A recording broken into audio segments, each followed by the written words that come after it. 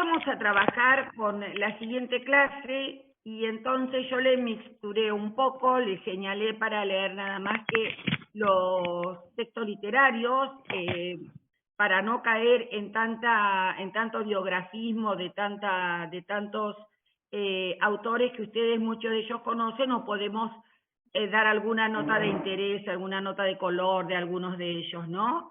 Y leer los textos literarios, otros que me los señalé acá, dos, ven que tengo muchos señalados, que no se los leí para no aburrirlos, pero hay dos que me parece que estarían buenos leerlos hoy, uno de Ernesto Sábato, todo referido al fútbol, y otro de Bernardo Berbisky, ¿no? Padre, no Horacio, de Bernardo Berbisky, que me parece interesante por ahí, y lo que les puse, porque estuve mirando que hay muchísimos autores que no vamos a ver, ir poniendo de otros autores que no vamos a ver y que son fabulosos, por ejemplo, muchas mujeres, como Liliana Hecker, por ejemplo, Luisa Valenzuela, bueno, muchísimas, Claudia Piñero, que han escrito, hay un libro que han escrito sobre fútbol, y ir poniéndole algunas grabaciones de Alejandro Apo, como para que la velada no sea tan aburrida. Bueno, arrancando, dijo el hombre. Muy bien, clase 6, que la tengo preparada. Ahí la ven, ¿no? Que está pintada en amarillo. Bueno, primero vamos a hablar de Álvaro Yunque, cuyo verdadero nombre era Arístides Gandolfi Herrero, y que tenía un hermano que era boxeador. Entonces él vivió más de 90 años, dice, ¿no? Escribió ficción, historia, Muchachos del Sur, era su obra más conocida, y él le gustaba mucho todo lo que era el deporte, ¿no? Sabemos que Álvaro Yunque también fue periodista y que fue muy famoso, ¿no? Acá es del 57, él nació en el 1889 y murió en 1982. Entonces, les voy a leer los textos que él escribió directamente. Algún día tal vez se hable de Muchachos del Sur. El club de ustedes, como hoy, esperen que me corra, se habla de Boca o de Racing. Todo lo grande nace humildemente. Una encina comienza por ser una planta y una montaña un montón de piedras. Yo he visto cuando venían clubes de Inglaterra y aún de Australia a jugar con los jugadores argentinos. Eso no era competir, era enseñarnos. Hoy, ¿quién nos enseña? Bueno, pero hoy el fiel se llama cancha, y el team cuadro, y el goalkeeper arquero, y el dribbling gambeta, y el shot patada. Esto está buenísimo. Hasta que no le dimos nombres nuestros a las cosas del fútbol, tuvimos que aprender. Desde que los hicimos criollos, enseñamos a los que nos enseñaron. ¿No les parece, muchachos, que en esto hay una gran lección de optimismo? Y en unos textos de fútbol como la estilográfica, yo busqué estos textos, aclaro, pero muchos no los encontré y otros sí los encontré y se los puse. Dice, ¿por qué te burlas si me llamás patadura? ¿Porque juego mal al fútbol? Yo podría burlarme de vos porque no sabés resolver los problemas más sencillos. Yo podría llamarte burro. Te rompo el alma si me pones ese nombre. Ah, ¿quiere decir que vos me pones patas duras y yo a vos no te puedo poner burro? ¿Por qué? En Amistad y Amor dice, estas son frases que va incorporando en distintas obras literarias, ¿no? En la cancha de pelota jugaron siempre en pareja. En el fútbol figuraron en el club del colegio los dos de forward derecho. Boca y Estudiantes son mencionados en este relato. En Poncho, que es un libro para chicos, hay un chico pobre que no llega a la pelota de cuero. ¿Qué comía solo un mal puchero que no podía ir al cinematógrafo ni al circo? ¿Que nunca había tenido otra pelota de fútbol que la hecha por él mismo con papeles de diario? En la novela Tutearse con el peligro, se cruzan personajes de Boca y River y dicen, el fútbol, sí, soy socio de River, allí está la gente bien, Boca es un club para vigilantes, mi hijo es cronista de deportes, sí, lo sé, pero no de fútbol, a veces hago fútbol también, además, hay un protagonista que es ex boxeador. En la biografía dice, un partido de fútbol no reunía más de 500 espectadores, recuerda en Alem, el hombre de la multitud. Domingo de lluvia es un poema, dice, es la síntesis de Juncker, de sus preocupaciones y de su poética aplicada al fútbol. Y en este poema dice, llueve, qué tristes son las tardes de lluvia en día domingo. Las muchachitas costureras miran tras los vidrios, con la pelota hecha de diario juegan al fútbol unos chicos. Lluvia malvada que impidiérale salir al campo a hacer partidos, que es de su amor lugar propicio. En vano aguarda, ella no llega. Lluvia asesina de un idilio, talleres, clases, oficinas, de 1000 proyectos largo asilo. Cuántos paseos ensoñados allí en 6 días han caído. Llueve. ¿Por qué llueve esta tarde que es de los pobres y los niños? Que llueva toda la semana y no llueva los domingos. En verso de las calles dice, 4 masas sangrientas, 2 payasos vestidos de músculos se golpean, como si fueran de box, ¿no? Y en la antología personal de Pedro Orgambide, dice que a su club de pibe lo llamaron Álvaro Yunque. Y entonces cuenta, con esos amigos fundamos en los primeros años de la década del 40 el club Álvaro Yunque. Mis padres me dieron la sala, la terraza y el patio para que funcionara el club. Teníamos un equipo de fútbol, un teatro de títeres. ¿Acaso no es posible un homenaje deportivo mayor, ¿no? Que a un club le pongan Álvaro Yunque. Después, otro autor es Gombrowicz, de Polonia y del ajedrez. Bueno, el polaco Witold Gombrowicz, nacido en 1904 y muerto en 1969, fue un personaje tremendo en la literatura argentina, porque cayó de casualidad a Buenos Aires, y vivía muy pobremente, en una pensión, no tenía ni para almorzar, y él decía que era escritor y nadie le creía, era un escritor bastante denso, bastante difícil, además venía de una Polonia de la guerra muerto de hambre, y se dedicaba a jugar al ajedrez, y a formar grupos de ajedrez, pero gratis, ¿no? Entonces su gran pasión era el ajedrez, hasta que él escribió un libro que se llama Freddy Durk en el año 37, por el cual se hizo famoso. Y entonces dice que cuando llegó el momento de, sí, Pablo, te escuchamos. Pablo, date la voz. ¿Se escucha? No, pues yo escucho bastante mal, pero no, lo que quería comentar era que Víctor Gombrowicz escribió, o sea, qué maravilloso esto de poder escribir, o sea, con una lengua que no es materna, ¿no? Qué fenómeno interesante. Pues es un proceso personal importante, ¿eh? Que es todo un desafío, porque creo que ese es el valor también que tiene. Esta obra es muy buena, yo la recomiendo. Y no sé si está en internet.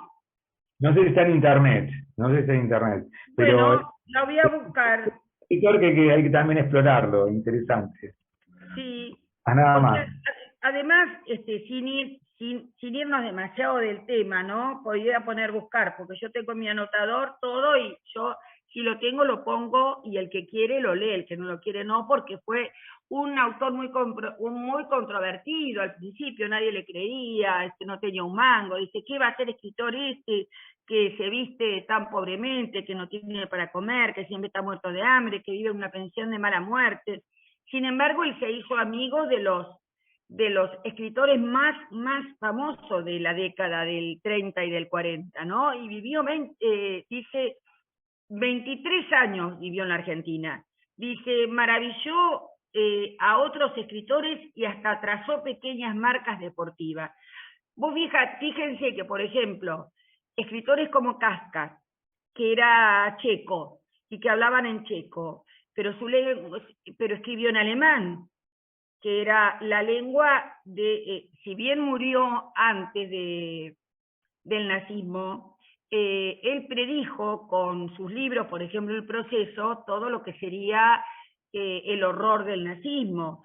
¿Cuántos escritores? Bueno, el mismo Joyce, que era irlandés y escribía en inglés.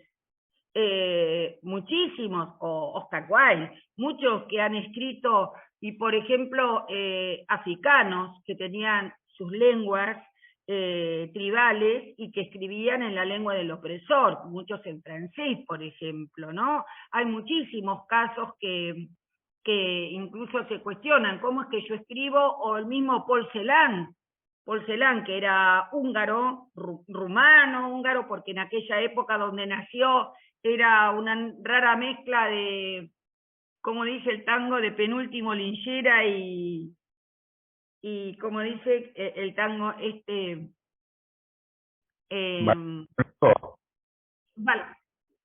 exacto, la balada para un loco. Estaba en esa región, en Chernowitz, que era una gran capital, un cruce de carreteras, de ferrocarriles, y él hablaba en 6 lenguas, y sin embargo escribió en alemán, que era la lengua que a él como judío le mató los 2 padres y lo llevó a un campo de concentración, ¿no? Y sin embargo su lengua, porque la mamá le había enseñado que él debía hablar en alemán, o sea, esto que vos decís es recontra importante, Pablo, porque escribir en una lengua que no es la propia, o que es la del enemigo incluso, y que uno... La dimensión, ¿no? Desde los esquemas mentales de uno. O sea, Tal cual. uno está, claro, llega a un lugar que es ajeno, o sea, escucha hablar esa lengua y empieza a escribir o sea, es todo un proceso, es como como un bebé empezar a escribir, digamos. Exacto. Es muy tanto, ¿no? Lo que digo, pero es así, es todo un proceso de reaprendizaje. No, tal nada cual, más. porque una lengua es una cosmovisión del mundo, es una manera de ver el mundo, no es nomás así, a ver, yo aprendo, yo traduzco, como los traductores, se mandan cada macana los que no se meten en la cultura del escritor que escribió en la otra lengua, ¿no? Ahí se mandan las cagadas de lo que llamamos las malas ediciones. Bueno, ¿qué decía él? Era el equipo de fútbol que partía a jugar un match internacional en Dinamarca, porque resulta que él tenía que tomar un barco y no llegaba tarde, no tenía el pasaje, no sabía cómo hacer para venirse a Argentina, y miren lo que estaba haciendo, porque llegó último al barco. Era el equipo de fútbol que partía a jugar un match internacional en Dinamarca. También habían llegado tarde, golpeamos la puerta de nuevo. Esta vez el portero nos dejó entrar y como favor especial nos sellaron los permisos. Ya lo ven, mis 23 años en Argentina dependieron de unos minutos. Habla de que le abrieron para subirse al barco, ¿no? Escribe Gombrowicz sobre sus tiempos pobres en la Argentina. Vivíamos casi exclusivamente a base de carne ahumada y choclo, que él cocinaba una vez a la semana. Se refiere a un amigo Friedman, ¿no? Yo era muy popular en Morón, tanto en la pizzería de la plaza como en el café donde jugaba billar y ajedrez.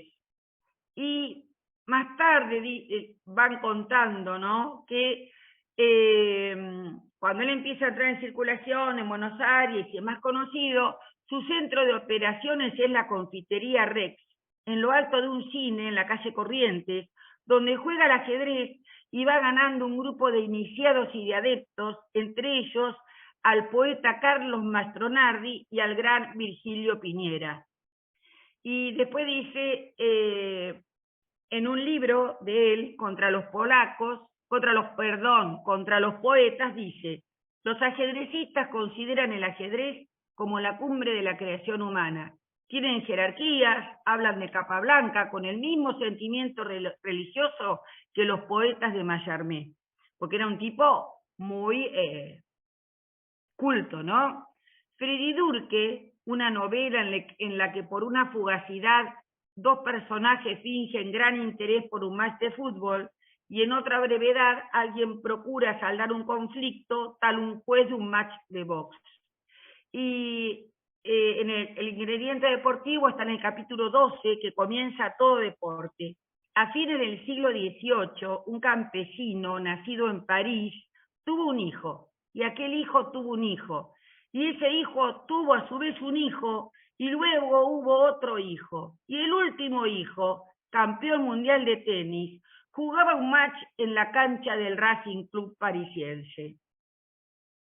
Y Ernesto Sábato, hablando de él, dice que Gombrowicz iba caminando por las calles del Bajo, jugando partidas de ajedrez en cafés llenos de humo. Siempre andaba como revoloteando, ¿no? Como con destino incierto. Y también en Contra los Poetas, hablando de cómo se escribe, de los escritores, Gombrowicz escribe: Dante recitaba su época, pero también la época recitaba, de suerte que el poema viene a ser una doble fraseología. Bien, qué interesante esto. El poeta se ha molestado en recitar lo que ya todos habían recitado. Algo parecido a ese ambiente de domingo en los bares, cuando la gente habla de los partidos del día. ¿Realmente les apasiona el fútbol? No lo creo.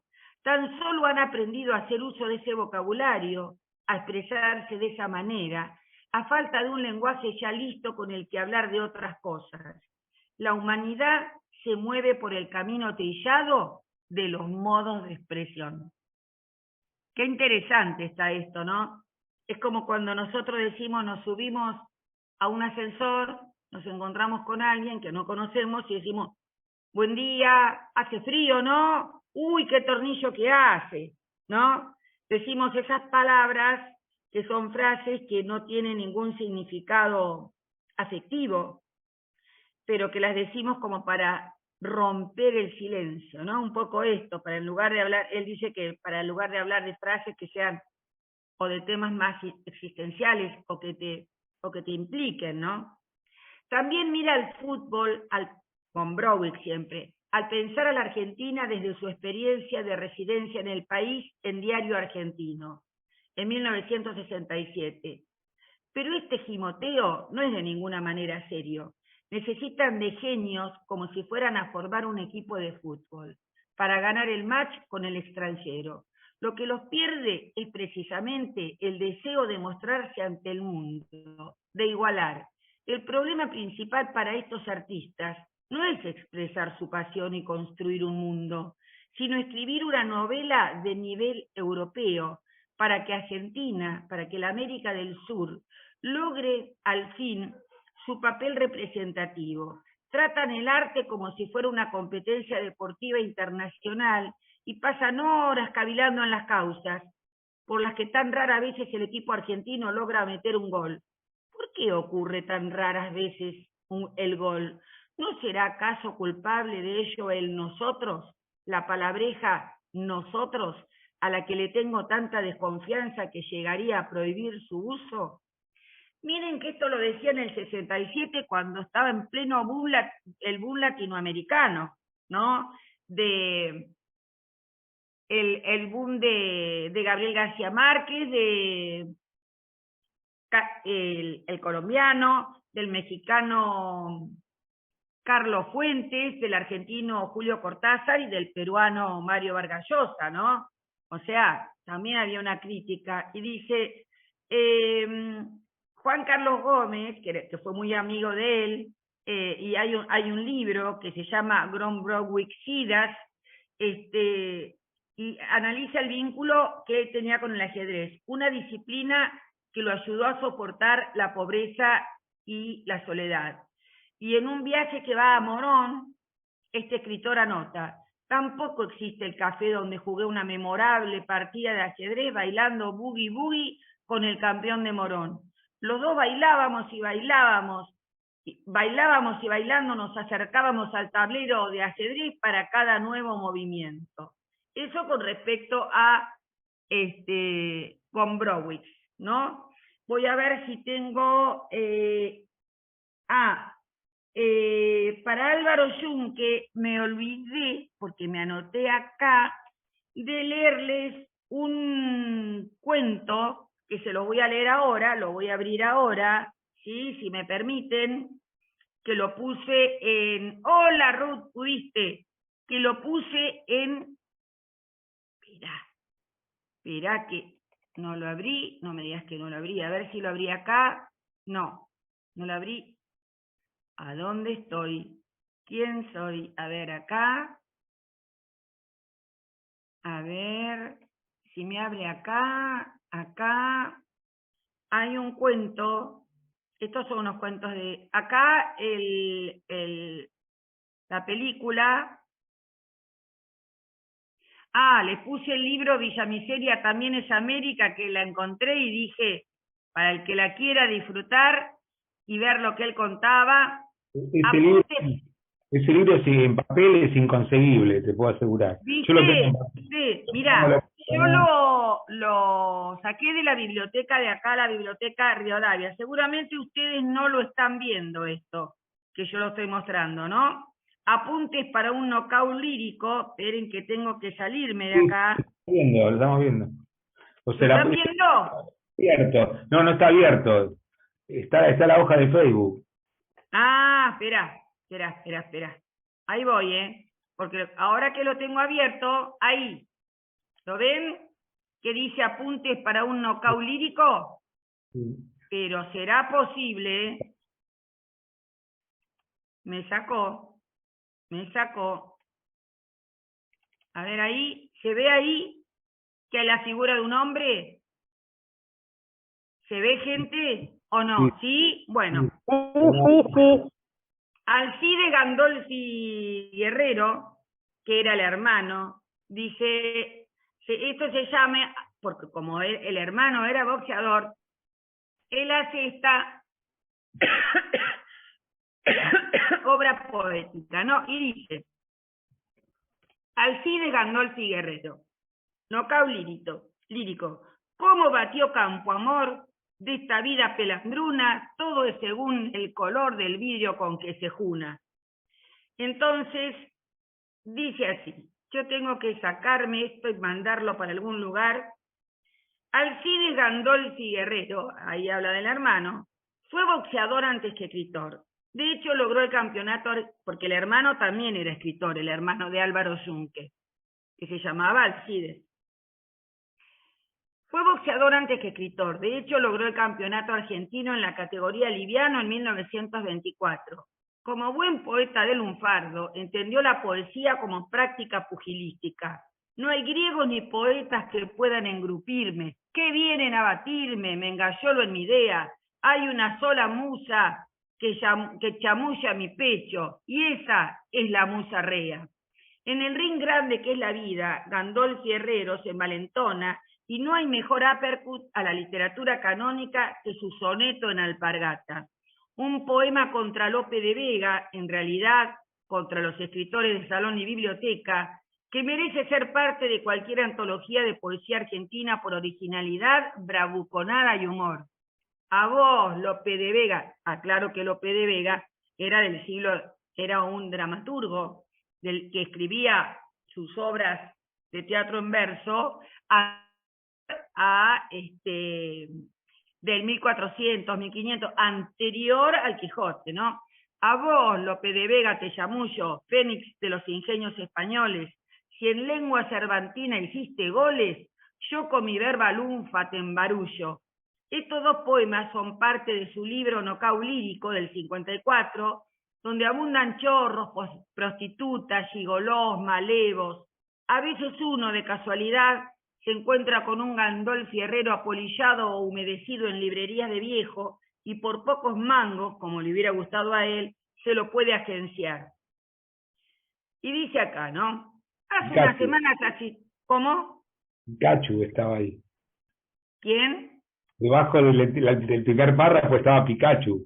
Ah, sí, mirá cómo conocés, ¿eh? ¿Qué tenés nietos, chiquitos? No, ya son grandes. Pero sí, sí. Pero dice Sí, Pikachu. claro, porque eso es de la época de mis nietos, sí. Yo tengo grandes y chiquitos, mirá, de 22 más grande, que anduvo con el Pikachu, y de casi 5 la chiquitita. Hace unas semanas asistí a un festival de poesía y otras yerbas. No famélicos, chicos que se vestían con deshilachada prolijidad, abúlicos que hacían el ambiente más denso que si hubieran estado friendo milanesas toda la tarde. El postestructuralismo, la comida vegetariana, la música indie, las neurosis medicadas de moda, obsesiones y angustias de panza llena, miren esta qué crítica, y otras variantes de la constipación pequeña burguesa, un tipo de estreñimiento ontológico, han arruinado el gusto burgués. La literatura es un tráfico de sentimientos y acá había poco para saber traficar.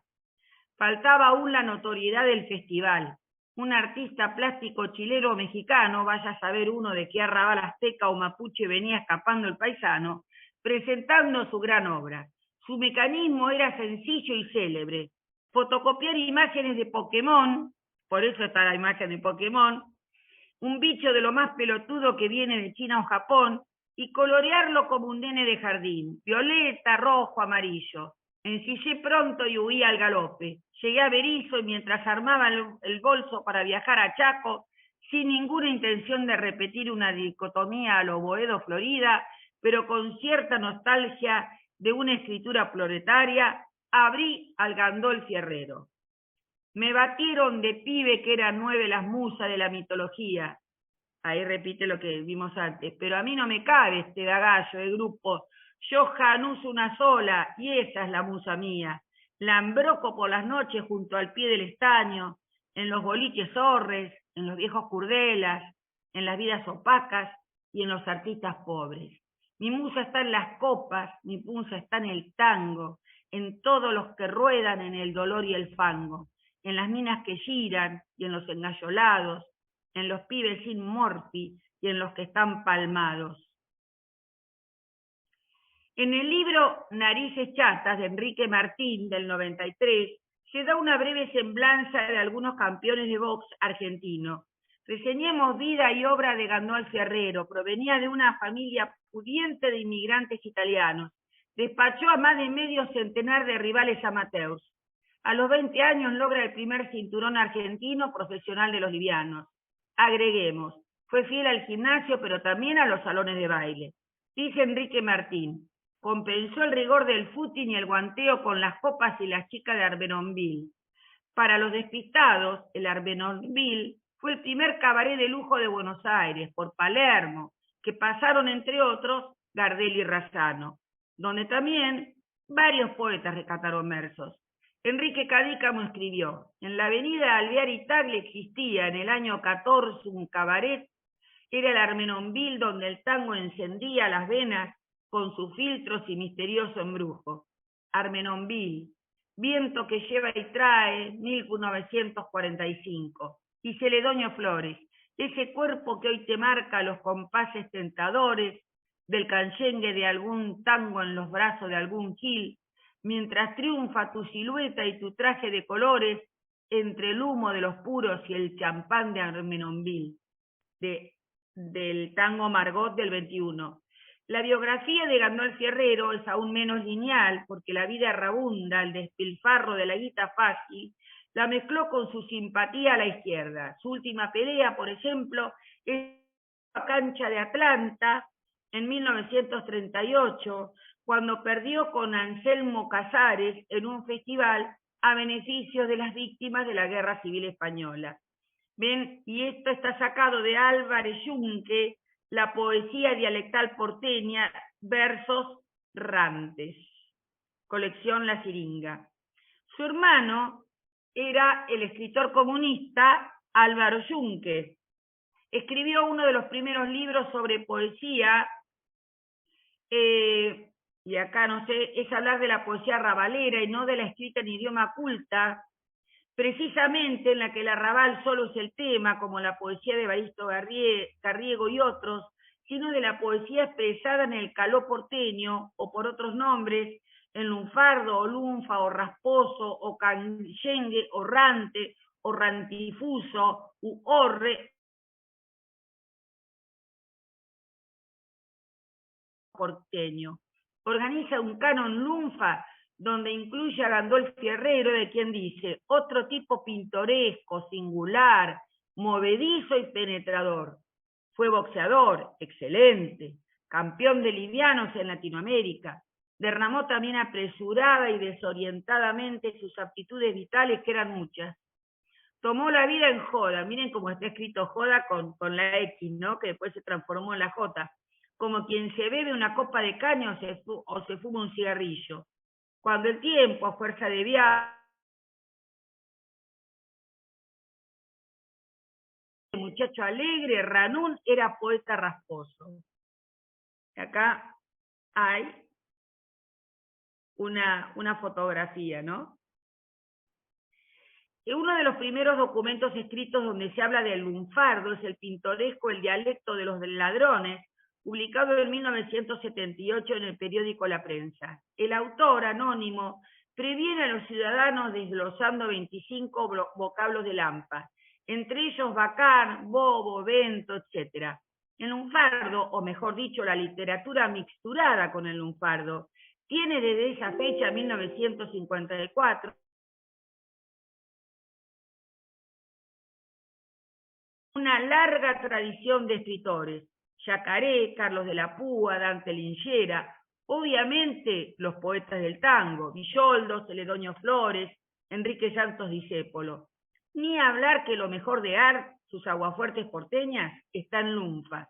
En tal sentido, Nocao lírico se ubica en las postrimerías del género, no solo por todos los escritores que lo preceden, sino principalmente porque el lunfardo como lengua popular, que había nacido a fines del siglo XIX y que Villoldo había hecho ingresar al tango con letras como el Porteñito de 1903, ya era otro. La obviedad, el habla popular, no era el lunfardo de 50 años antes.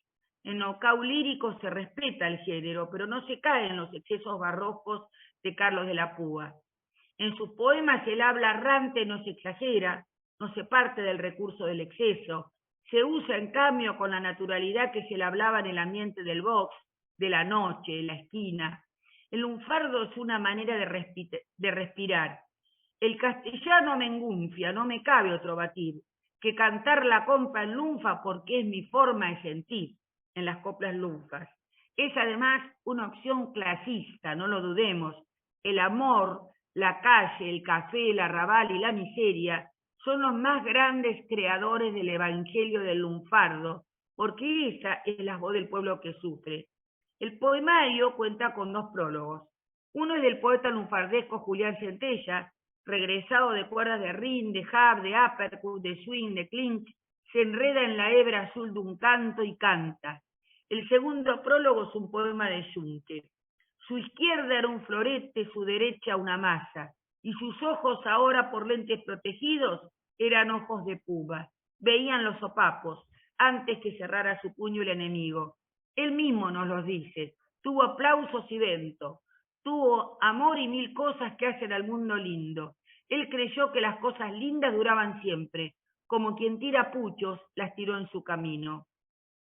Me escribo con la hija de Álvaro Yunque, Alba Gandolfi, a través del portal web tanto, ¿no?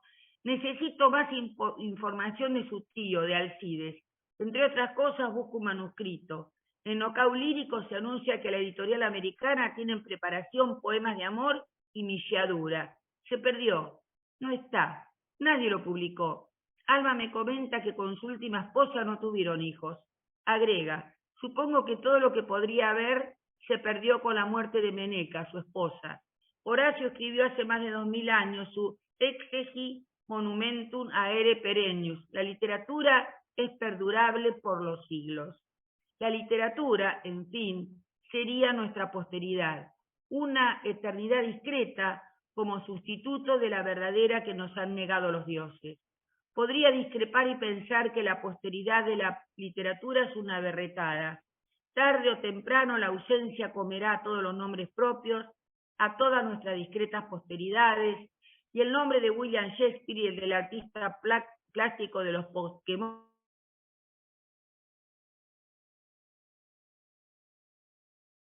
y bronca. Tenía ganas de leer poemas de amor y milladura, un libro de este boxeador callengue, bardo, poeta milonguero, entre Armenonville y la Guerra Civil Española, entre los vagos del bajo mundo y el dinero fácil, y las mujeres pagas de la celebridad. Nos perdemos un libro que apostó también a la posteridad trunca de la literatura, pero desde el barro del Rioba. Su epitafio bien pudo decir: cuando me muera quiero que me toquen la comparsita. Alcides Gandolfi Herrero había elegido la posteridad de la esquina, la eternidad del arrabal. Como el apolillo final se cierra nocao lírico. Cuando esté en las 10 finales tirado sobre una catrera, como una pilcha fulera que ayer fue de bacanal, cuando manche que la carta de mi vida está jugada, cuando ya no espere nada, nada más que lo fatal. Si a la vida le he garpado, quiero que en mi última cita el tango, la comparsita, me bata a su funeral. Mi pedido es que la tierra no me encane en su mordaza y hagan de mi cuerpo brasa para polillo final. Bueno, esto está sacado del Toldo de Astier, ¿no? Pero se refiere a apuntes para un nocal lírico de Álvaro Yunque, referido a su hermano, ¿no? Que era el boxeador. Bueno, y ahora seguimos con esto, porque me había olvidado, tengo acá todo anotado, tengo otro cuento, pero lo vamos a dejar. Ahora vamos a hablar de César Tiempo, ¿no? Judío, nacido en Ucrania, que en realidad se llamaba Israel Seitlin, y que también escribió otro libro firmado por Clara Vetter, que muchos se creyeron que era una mujer y que hablaba de la vida de una prostituta, pero lo creían y compraban el libro y creían que Clara Vetter era una prostituta real, ¿no? Era un tipo muy gracioso y decía: para hablar de Clara Vetter debemos remontarnos a los años aquellos en que Enrique Tiraboschi cruzaba a nado el Canal de la Mancha, un punch formidable de Luis Ángel Firpo arrojaba del Polo Ground de Nueva York a Jack Dempsey, del año 23, ¿no? Si no me equivoco. Tiempo, o sea, César Tiempo, meditó sobre su condición judía y sobre los espantos que vio sufrir a su pueblo. Y decía del box: no hace mucho el presidente Roosevelt y el alcalde La Guardia hicieron arrojar la esponja a Hitler, en un nocaut técnico que ya había tenido su paradigma físico en la victoria del joven campeón israelita Max Baer sobre el alemán Max Schmeling en una famosa pelea de 1933. El poeta francés el escritor francés Jean-Paul Sartre es objeto de una mirada boxística de Tiempo en capturas recomendadas, y dice: Sartre camina bien y de espaldas, parece un hombre joven más acostumbrado al ring que a la cátedra. Es cierto que cuando enseñaba filosofía en el Havre, las tardes de los jueves boxeaba con sus alumnos. Bueno, como verán, mi francés, por más que estudié 2 años, es deplorable, ¿no? Como mi uso de los idiomas. Un texto de César Tiempo sobre Roberto Al, dice, hace referencia al fútbol, ¿no? La lechería de Greco solía ser frecuentada, entre otros, por un griego cefalonita que había peleado en la guerra ruso-japonesa y contaba historias espeluznantes de la campaña de Mukden. Por un holandés nutrido a caldo de tempestades que traficó con estupefacientes en el Caribe, fue Cornac en la capital de la India y lector de Dewanadari en una universidad italiana. Por un hermeneuta pontevedrino que pedía cada rato lápiz y papel para demostrar con rigurosos cálculos algebraicos la inexistencia de Dios. Por una gloria emérita del fútbol que acababa de cumplir una condena por homicidio con atenuantes. Por un bandoneonista de la orquesta que había llevado Pizarro a París y nos deleitaba contándonos las fechorías de Gardel. Sobre Art también escribió: era un ciclotímico. Tan pronto se inscribía en la Young Men, ¿se acuerdan ese aguafuerte que hablaba del Inca? Y soñaba con triunfar en clamorosos campeonatos internacionales de boxeo o de natación, renunciaba al café y al cigarrillo. Y también hizo el prólogo de Siento ruido de pelotas, del 75, el libro del periodista Diego Lucero, uruguayo, afincado en la Argentina, donde decía: cuando se tiene talento,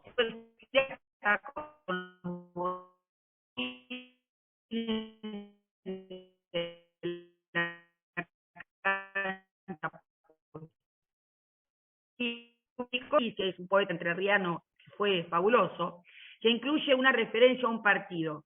Cerca, muy cerca, en un sitio alambrado, chicos de la vecindad y del centro jugaban al fútbol. Una rareza de Juan L. Ortiz. No sé si conocen que Juan L. Ortiz era un poeta entrerriano extremadamente lírico, y el objeto, su tema preferido era el río Paraná y las costas de Entre Ríos, ¿no? De tal modo que imaginen que era un poeta lírico que hablaba del amor, de la belleza de la naturaleza, pero cuando vino el golpe militar, como nadie lo editaba, lo había editado una biblioteca popular de la ciudad de Paraná. Y tenían todos los libros, cientos de miles de libros, o miles de libros de la edición de Juan L. Ortiz, que es muy querido en el mundo de los poetas, porque todos admiran su talento. Los militares mandaron a quemar todos los libros de Juan L. Ortiz, para que vean lo que es la ignorancia. Impresionante. Bueno, ahora vamos a hablar de Bernardo Berbisky, este tipo que nació en 1907 y murió en el 79, que fue escritor, periodista, guionista, y que hablaba mucho del deporte. Él introdujo en la Argentina y en el castellano la expresión Villa Miseria en una nota en el diario Noticias Gráficas, en el que trabajó muchos años. Luego escribió Villa Miseria también es América en el 57, una novela en la que hay referencias al deporte. Mi cabeza es una pelota de trapo y un sombrero, afirma un personaje. Las pitadas daban a ese partido de pelota un nuevo interés. Marcelo vigilaba las infracciones interrumpiendo el juego a cada rato. Hay una referencia al Paraguay porque la Villa Miseria que él describe está como en la zona de Avellaneda, más o menos.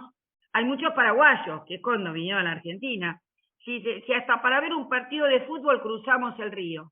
Los de Asunción no me los perdía, Boca alguien, y hablaban con elogio de los cracks que de Asunción trajo Boca, y alguno más viejo recordaba la sensación causada por los paraguayos 30 años atrás, en 1924, en su primera presentación en un campeonato sudamericano, cuando ganaron a los uruguayos, se añade, y hasta con detalles sutiles, interrumpiendo el juego a cada rato, actuaba como referí y linesman al mismo tiempo, y autoritario, ni permitía que los arqueros corrieran cuando se les escapaba la pelota.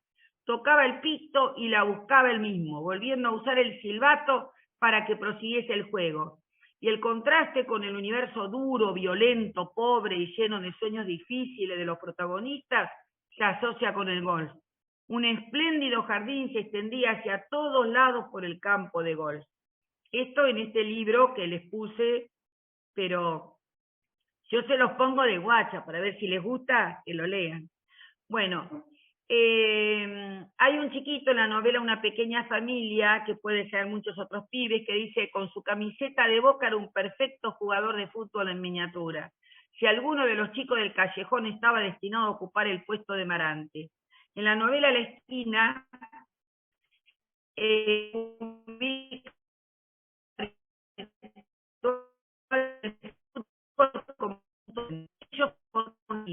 una barra, y allí se volvían a encontrar en la tarde del domingo a la vuelta del fútbol. Y acá habla del gol y la leñada, que era el cuento que les quería leer ahora, ¿no? Que está acá en este precioso libro de Roberto Jorge Santoro, del que vamos a hablar, que es una antología de todos cuentos de fútbol. En un noviazgo, dice, parecía un taumaturgo de lo popular y un brujo de esa masa a la que embriagaba con la exaltación del fútbol y las carreras. en una pequeña familia, dice, Eduardo estaba sorprendido, sino de su buena voluntad, de la manera fulmínea en que iba a concretarla, y entonces le explicó que su propósito era concederle toda la papelería del club de fútbol del que era presidente. En un hombre de papel, dice, tenía todo el aire de un dirigente de fútbol. Son iguales aquí y allá, y me produjo desazón al verle. Y más adelante, al de La neurosis monta su espectáculo, otra novela. Si el fútbol era casi excluyente finalidad de la institución, en realidad era un club social y deportivo donde era posible organizar algunas conferencias, dar más importancia a la sección de ajedrez, mejorar la biblioteca. Bueno, y hay otras referencias al tour, como los hace del deporte y desde luego los del hipódromo, empezando por Leguizamo. Bueno, no quiero llenarlos de todos los comentarios que hace. Y antes de entrar a Ernesto Sábato, vamos a ver cómo salgo de acá. Chachán, ahí está. Si me permiten, les voy a leer El gol y la niñada de Bernardo Berbisky, que está en el libro El café de los angelitos. Herminio no era ningún hincha trágico, pero conservaba a su club una fidelidad arraigada en los años de su infancia. Y en los partidos bravos, de esos que definen una colocación en el cuadro, o que al renovar una antigua rivalidad de barrio permite dar un susto al competidor tradicional mejor colocado, se largaba a prestar su parte de adhesión. Miren, me gustaría que la lea alguna de ustedes, pero como solamente yo tengo el libro, la tengo que leer. El programa de esa tarde deparaba un partido duro, y Herminio, que ahora seguía las alternativas del campeonato por los diarios, se disponía a participar más activamente obedeciendo aquel tácito compromiso moral de hacer fuerza en las circunstancias difíciles. Su madre le había servido el almuerzo bien temprano y charlaban en tanto comía. La señora estaba más o menos enterada de la importancia del partido, pero hacía comentarios escépticos acerca del espectáculo que parecía importar tanto a su hijo. Que no gustaba contradecir a su madre, terminaba la charla como otras veces, al levantarse de la mesa. Es claro, asentía conciliador, no es un verdadero deporte para el público. Los que hacen ejercicio son los jugadores. Pero si el día es lindo como el de hoy, se toma un poco de aire y mirando y gritando termina uno por moverse algo.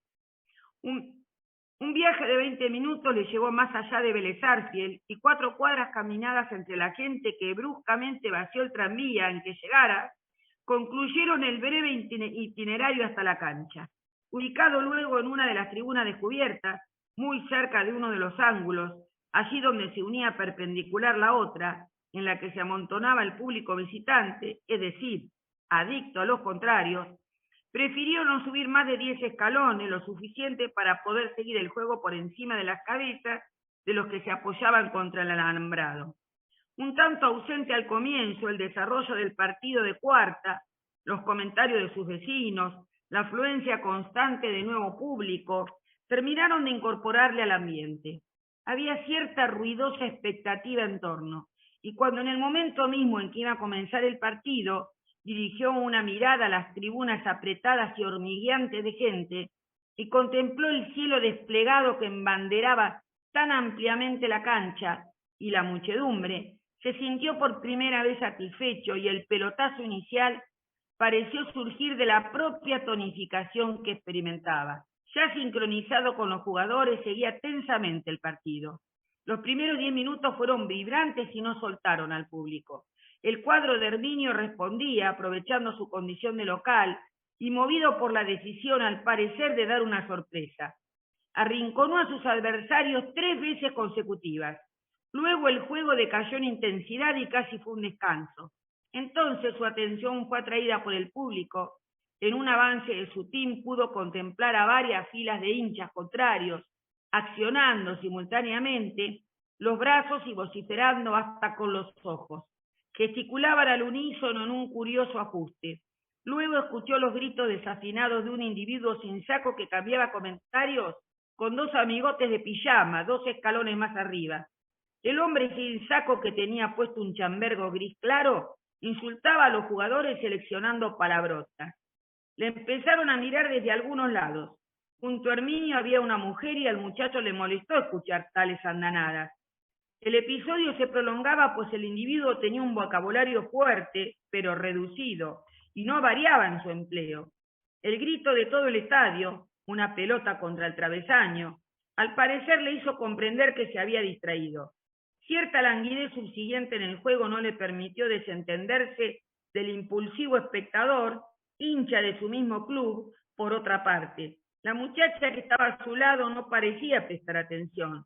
Acostumbrada tal vez a ese lenguaje tribunicio, pero Herminio al oírlo pensaba cómo podía enlazarse al sujeto, calculando de paso si su cinturón de cuero alcanzaría para darle con la hebilla en la cabeza, ya que no disponía de otro recurso para eliminarle. Se forzó a seguir el partido, mucho más lento que los primeros momentos, pero casi enseguida nuevos gritos del energúmeno lo solicitaron. Pero entonces vio que alguien, situado inmediatamente atrás del gritón, le increpaba con movimientos de mano. No podía escuchar las palabras, pero se advertía violencia en la discusión, que acentuó la respuesta del hombre del chambergo, dando vuelta hacia quien seguramente comedido había perdido la paciencia con sus gritos.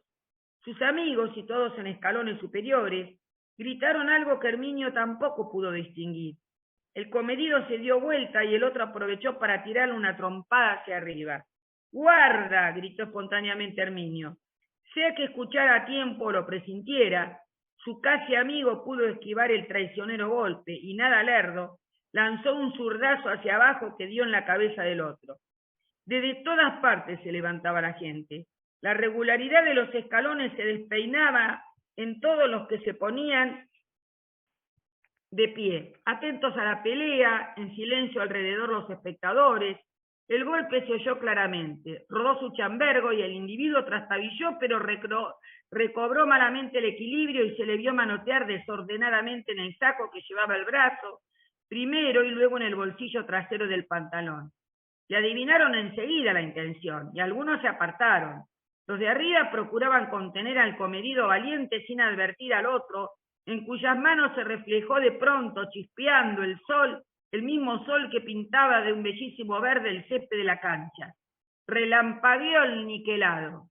¡Armas no!, fue un grito de muchos. La muchacha que había estado a su costado se colocó detrás gritando angustiada. Herminio sintió apretársele el corazón. Ese bárbaro va a ser un desparramo, pensó, en tanto contemplaba esa mano temblorosa que se cerraba crispada sobre el mango. Herminio se resignó a recibir un tiro y ya fríamente se impuso una total inmovilidad. Seguían los movimientos de los demás. En los escalones que se extendían a sus pies, unos 8 o 9, se abrió un hueco. La gente aterrada se arrojaba cuerpo a tierra. Muchos saltaron hacia el alambrado. Fue una explosión de pánico que hizo temblar unos 100 metros cuadrados de tribuna cubiertos de gente. El individuo, como hipnotizado, no apuntaba hacia aquel lado, sin embargo. Los de arriba comprendieron el peligro y en un segundo repitieron la fuga, masijándose hasta comprimirse contra un costado. Herminio, paralizado por sí mismo, fue empujado yendo a caer próximo al del revólver en el momento en que sonaban 2 tiros uno tras otro, atenuado el estampido al aire libre. Se oían gritos terribles que escalofriaban, dejando una sensación de locura. Herminio vio al lado de la suya una cara embrutecida por el miedo. ¡Asesino! ¡Con armas no! ¡Bárbaro! ¡Guarde! Toda la escena se prolongó no más de 30 segundos, abarcando ese medio minuto un ataque de pavor colectivo que Herminio iba a recordar por largos años. Logró levantarse y en realidad con tanta rapidez que no dio tiempo al tercer disparo. Arrastrándose sobre los escalones se abrazó a las piernas del individuo derribándolo. El tipo se fue rodando, pero lo abarajaron cuando se escuchaba más arriba el grito de la muchedumbre, simultáneo a los balazos y el horadante alarido de la muchacha que había estado junto a Herminio. Hubo en torno a ella un remolino, pero no estaba herida. Nadie había sido herido por los disparos. Y en tanto comenzaba la segunda etapa del episodio. claro abierto en la tribuna se había vuelto a cubrir en el primer instante, pero después se desplazó, pues el amontonamiento se hizo apretado abajo, donde se desarrollaba el final de la historia, en tanto que el partido se interrumpía y desde otras partes de la cancha llegaba corriendo más gente. Herminio se encontraba entre los escalones y el alambrado. El energúmeno había caído allí, su revólver había saltado por el aire. Entonces el miedo animal de toda esa gente refluyó sobre el hincha bestial. El hombre había logrado levantarse, pero su cuerpo imantaba todos los puños y canalizaba el feroz desahogo de ese sector de multitud que reaccionaba contra su terror de un minuto antes. Los agentes de policía con palos bien manejados lograron rescatar al ex energúmeno y Herminio al escapar alcanzó a verle de pie sostenido por vigilantes, procurando levantarse con una mano el pelo que le tapaba la cara ensangrentada. Otros policías se hallaban activamente ocupados en arrear detenidos. Herminio se hallaba cerca de la salida y después de orientarse velozmente por el laberinto que permite el control de las entradas, se encontró en la calle y un chico le interpeló. Diga, ¿y el gol? ¿Quién metió el gol? ¿El gol? ¿Qué gol? Dijo, adquiriendo recién entonces la noción de lo ocurrido.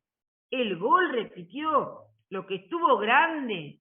Tan satisfecho lo dijo. Se le escapó de tan hondo que regularizó su respiración. Lo que estuvo grande es la leñada. Y ahí termina. Una descripción bastante densa y alargada del partido de fútbol, ¿no? Por ahí lo que podría haber contado en 2 fragmentos se le llevó 3 páginas y media. Bueno, seguimos, dijo el chancho. Y ahora venimos con Ernesto Sábato. A ver, Ernesto Sábato, que también era un gran amante del fútbol, que vivió enfrente del Club Defensores de Santos Lugares, y en todos sus libros, en El Túnel, en Sobre Héroes y Tumbas, en todos, él menciona el fútbol. En su libro Nolo, el fútbol de la cabeza a los pies, de Enrique Escande, hay una biografía donde él dice, Ernesto Sábato dice, porque vieron que él estudió física en la Universidad de La Plata. Entonces dice, yo estudiaba en la Universidad de La Plata donde también jugaba al fútbol, porque el deporte era una asignatura más. E iba a la cancha a ver al estudiante de los profesores. Es más, yo me agarraba a trompadas por estudiantes. Era una maravilla ver jugar a ese equipo, ver salir al campo de juego a los jugadores encabezados por Nolo Ferreira, que era el maestro, con esas camisas rojas y blancas de seda que lucían preciosas. Recuerdo que la última vez que lo vi a Ferreira era un anciano. Disfruté mucho con su fútbol y con el de aquel equipo extraordinario. Y hablando de sí mismo, dice que no era un virtuoso, hay que aclararlo y aceptarlo, pero iba y volvía y no daba pelota por perdida. Y dice también, tenía la mollera floja, no podía cabecear, yo era violento al jugar al fútbol porque era muy futbolero. Sobre Héroes y Tumbas, dice, habla de Humberto con la sonoridad de la tribuna, una parte de ello, Humberto D'Arcángelo, que siempre lleva el diario Crítica doblado en la sección deportes, retrocede en los almanaques de Boca, va con nostalgia hacia lo que se le afincó como la gran época, rumbo a la década del 10. Exalta la figura de Manuel la chancha, y lo planta en una conversación de cancha con su compañero Alberto Lalín, en el libro, ¿no? Una tarde al intervalo, la chancha le decía a Lalín, cruzámela, viejo, que entro y hago gol.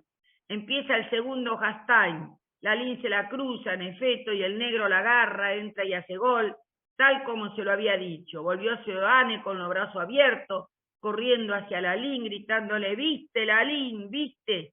Y Lalín contestó, sí, pero yo no me divierto. Ahí tenés, si se quiere, todo el problema del fútbol criollo.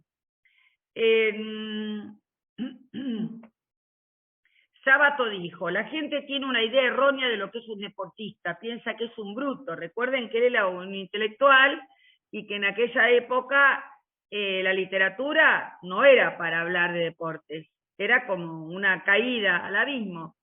Dice, tiene una idea errónea de lo que es un deportista, piensa que es un bruto, pero la realidad es que el deportista tiene una gran cuota de inspiración, de repentización y de inteligencia en su tarea. Es dueño de un gran oportunismo y tiene también una dosis de improvisación para resolver en situaciones inesperadas. En Sobre Héroes y Tumbas alude a rubias muy quemadas por el cultivo sistemático de deportes al aire libre y a alguien que tenía una enorme cabeza alargada como pelota de rugby. Voy viendo lo principal. En Abaddon el Exterminador dice, debe de haber sido un buen jugador de fútbol americano, pero de esos a la vez brutales e introvertidos, una cruza de boxeador con filósofo desdichado.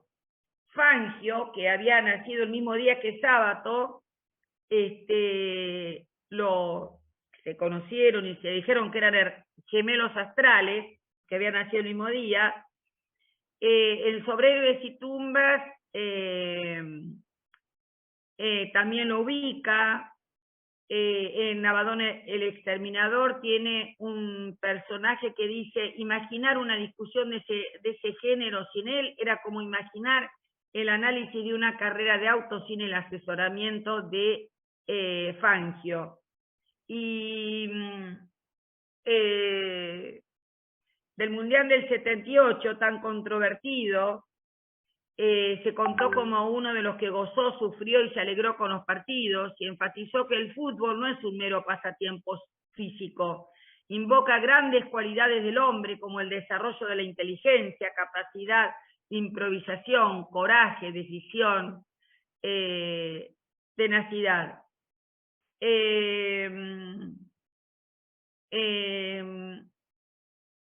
Cuando vio que Maradona se quedó fuera del fútbol, ¿se acuerdan cuando lo acusaron de que tomaba drogas? Le mandó una carta a Maradona y le dice, no caiga en el abatimiento, porque son infinitos los que lo admiran. Comprendemos todo lo que usted está sufriendo, alguien surgido de un barrio humilde para llegar a ser un ídolo universal, y no solo por una simple habilidad física. Firme, pues, Diego, no desmaye, esté junto a sus camaradas, y si puede seguir jugando, no deje de hacerlo.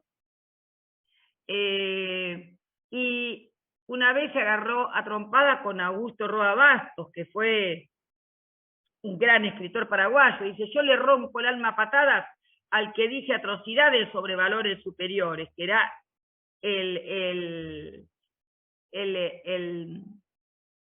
fútbol, ¿no? En un viaje a España conoció el estadio Santiago Bernabéu del Real Madrid y escribió, quiero agradecerle a Valdano, Jorge, entonces director deportivo de la institución, esta oportunidad de volver a ser joven nuevamente como en aquellos partidos entre Estudiantes de La Plata y Gimnasia y Esgrima, en perpetua y feroz rivalidad.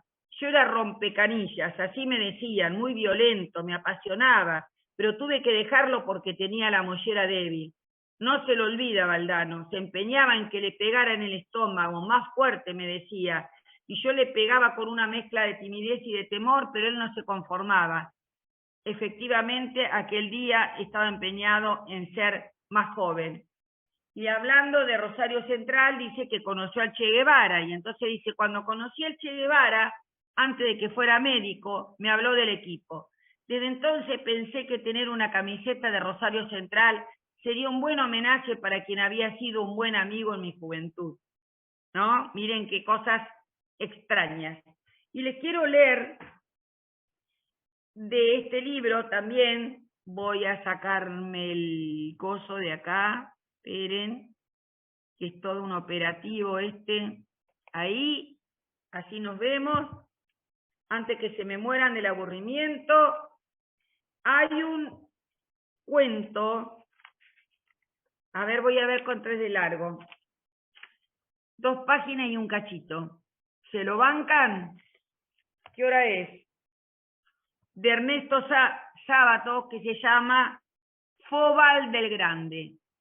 ¿Quieren escucharlo? Díganme con total sinceridad, porque ya deben estar podridos de mi voz. ¿O quieren que pasemos a escuchar a Alejandro Apo, que tiene otros cuentos, de otros que no están acá? Como gustes. Ese como gustes significa vamos a escuchar a Apo. No, porque no O quiero sea, hacer... no, lo que a vos te sea más... Si vos querés descansar, poné a Apo. Sí, porque, miren, yo les muestro, ¿no? Yo les muestro. Estamos acá. Habla de Bernardo Cordon, que era otro gran escritor argentino, el último, que hablaba mucho, creó un personaje que se llamaba Kidnian Dubai, que es les comento nomás, no les voy a leer, que era un boxeador, que en realidad era un judío muerto de hambre, que se había puesto de nombre Kidnian Dubai, como nombre de pelea, y que lo cagaban a palo. Entonces en esa novela va contando las desventuras de ese Kidnian Dubai. Entonces, por ejemplo, dicen: Jacobo, convertido en Kidnian Dubai, hará la caricatura de un boxeador en la arena del Gran Circo Internacional Palma, un pobre circo de nombre Rico que deambulaba por pueblos perdidos del Chaco y Corrientes. Jacobo no morirá de un tiro, regresará a la capital derrotado y sin un peso, pero convencido de que por fin conseguirá su destino. Y hay otros escritos de Bernardo Cordon, del quien mucho no habla, donde hay otro libro, alias Gardelito, que también habla de jugadores de fútbol o de box. Después tenemos a Juan Filiol, lo voy a ir reduciendo para no cansar tanto, que fue un extraordinario escritor cordobés. Dice que se escribía con Sigmund Freud, dialogaba con Jorge... No, es lo más. Mempo Giardinelli hizo una película sobre él, que está en la TV pública, no TV pública, en Cinear, que se llama Don Juan. Don Juan. Se la recomiendo, es un documental, no, pero es una película que participa Mempo Giardinelli y lo entrevista antes que muriera este hombre. Ah, era fabuloso. Pero, aparte él siempre vivió en Córdoba y no se fue de Córdoba. Y hay libros, pero no hay muchos libros, yo puedo leer 4 o 5 nomás de él. Este cuento que vos pusiste no lo conocía.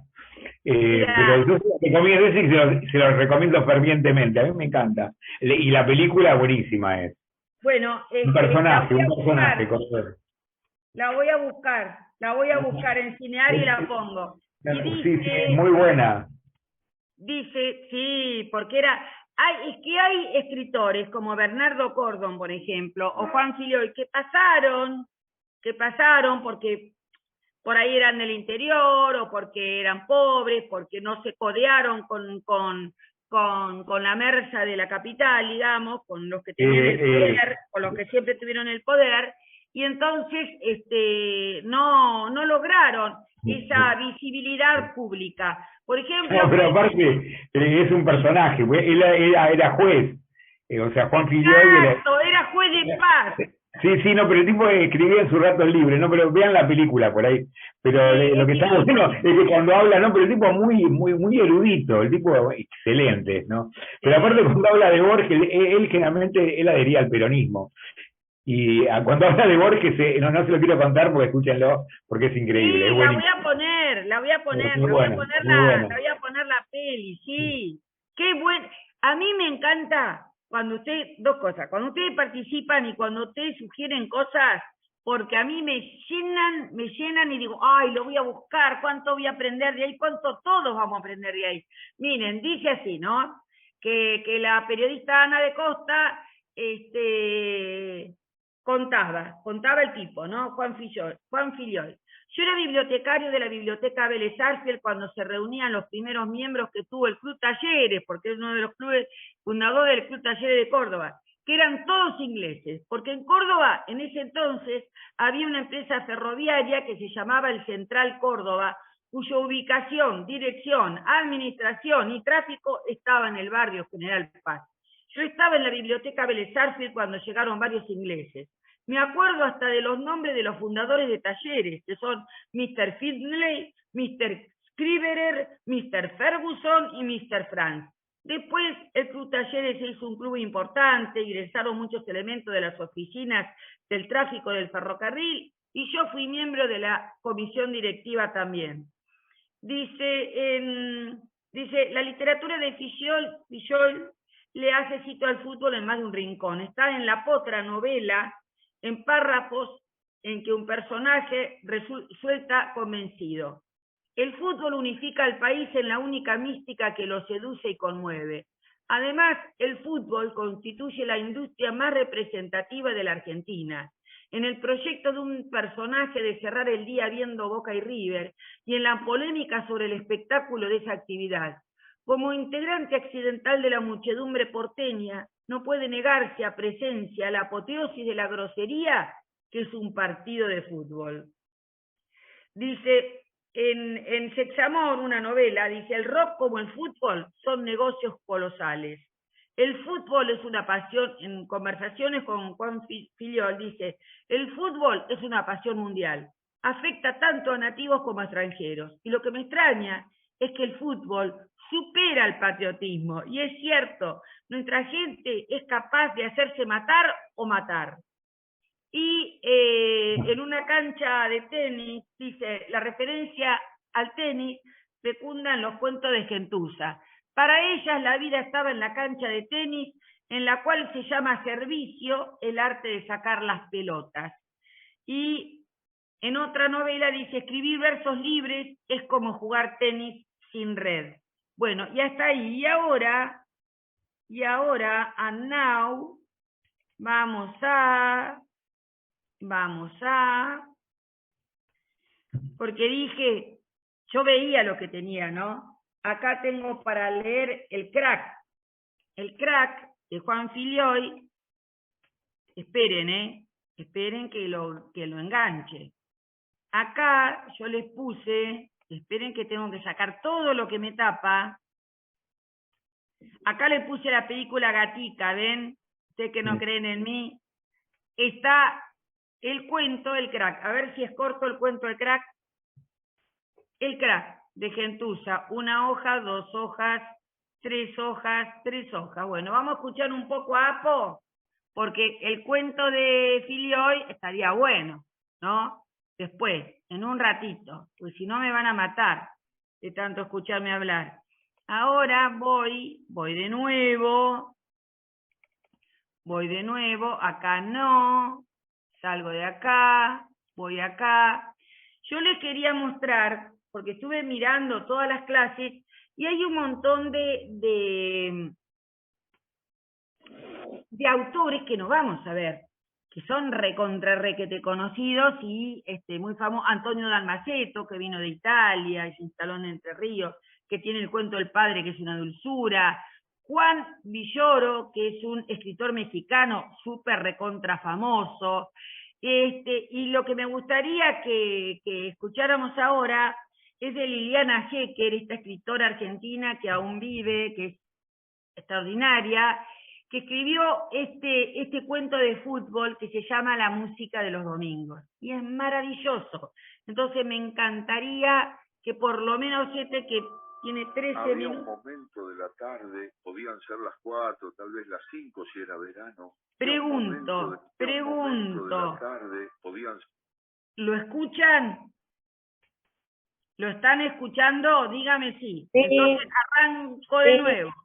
Saco esto que está acá y arranco de nuevo. Ahí. Había un momento de la tarde, podían ser las 4, tal vez las 5 si era verano, en que el viejo se pegaba a la ventana. La cabeza un poco ladeada, la mano haciendo de pantalla contra la oreja y con voz de velorio decía, lástima la música.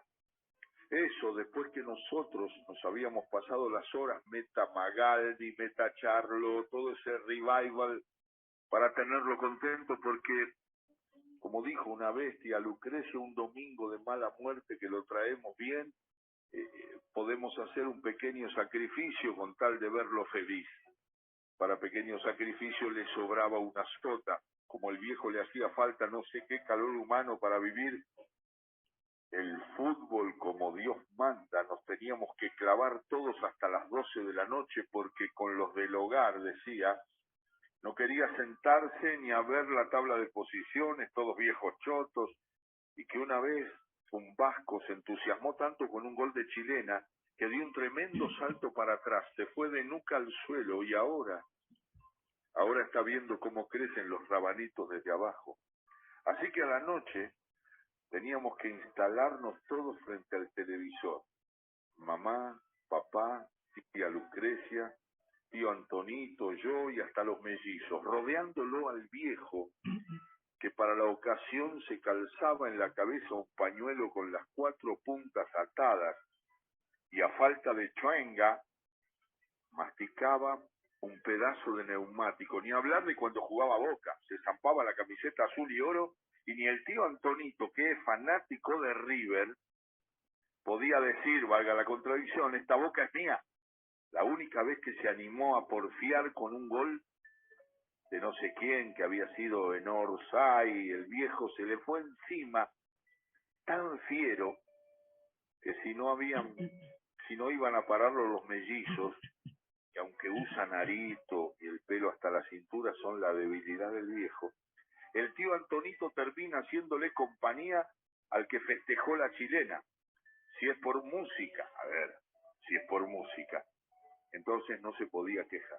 Así que cuando empezó con la letanía de lástima la música, todo lo que hicimos fue comentar que estaba chiflado y no darle más vueltas al asunto, hasta que una tarde el tío Antonito, que ya estaba harto de tanto Corsini, y sobre todo estaba harto de que el viejo cada vez que lo veía aparecer le cantara aquello de tenemos un arquero que es una maravilla, ataja los penales sentado en una silla, perdió la paciencia y apenas escuchó lástima la música le dijo, ¿contra qué música están refunfuneando, viejo? Si acá la única música que se escucha todo el día es la que usted... Pero el viejo no lo dejó terminar. Levantó la mano con autoridad para que se callase y como sobrándolo le dijo, no hablo de la música que se escucha, Antonito, hablo de la que falta. Creo que si era por nosotros la historia se cerraba ahí mismo. Yo al menos reconozco que no sentí el más mínimo interés en averiguar cuál era esa bendita música que le faltaba al viejo. Ya me estaba cansando de sus caprichos. No es muy grato para una mujer casadera quedarse junto a su abuelo hasta las 12 de la noche vociferando los goles como una desgraciada, solo para que él se sienta acompañado. El tío Antonito lo expresó sin eufemismos. Si ahora viene con que le falta no sé qué música, que se vaya a buscarla a la... Pero los mellizos no son de los que se rinden así como así. Lo volvieron loco al viejo, hasta que un buen día les dijo, ¿y qué música iba a ser la que falta? La música de los domingos.